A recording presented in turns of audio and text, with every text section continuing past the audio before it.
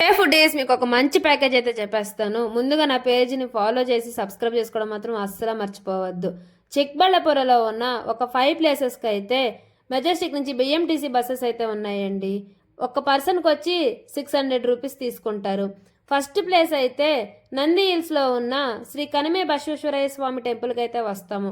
అక్కడ ముందుగా విఘ్నేశ్వరుడిని, శివయ్యని, అలాగే భ్రమరాంబదేవిని, అలాగే సుబ్రహ్మణ్యేశ్వర స్వామి దర్శించుకున్న తర్వాత అక్కడే ఉన్న నందేశ్వరిని దర్శనం చేసుకొని సెకండ్ ప్లేస్కి అయితే స్టార్ట్ అయిపోతామండి. సెకండ్ ప్లేస్ వచ్చేసి భోగి నందేశ్వర స్వామి టెంపుల్.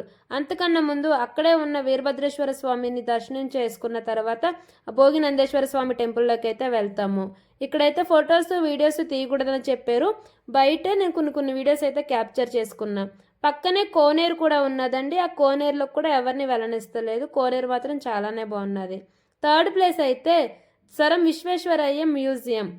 ఈ మ్యూజియం కూడా చాలానే బాగున్నది. మ్యూజియం లోపలికైతే ఫోన్ కానీ వీడియోస్ కానీ ఫొటోస్ కానీ ఏమి తీయకూడదు అని చెప్పారు. అలాగే తను ఏమేమి యూస్ చేశారో అన్నీ ఉన్నాయండి. మ్యూజియం కూడా చాలానే బాగున్నది. ఫోర్త్ ప్లేస్ వచ్చేసి రంగనాథ స్వామి టెంపుల్. ఇక్కడ కూడా అదే గుడిలో ఫొటోస్ వీడియోస్ తీయకూడదు అని చెప్పారు. ఆ గుడి మాత్రం చాలానే బాగున్నది. ఫిఫ్త్ ప్లేస్ వచ్చేసి ఈషా ఫౌండేషన్. ఇక్కడికి 6:30కి అలా వచ్చేసాము. అక్కడే కొన్ని గుడులు ఉంటే అవి కూడా చూసుకున్నాము. ఒక టూ టెంపుల్స్ ఉన్నాయేమో అంతే. ఫుడ్ విషయానికి వస్తే చాలా ఎక్స్పెన్సివ్గా ఉన్నదండి ఫుడ్. అలాగే ఇక్కడ సద్గురు బైక్ ఉంటే ఆ బైక్ని కూడా వీడియో తీసుకున్నా.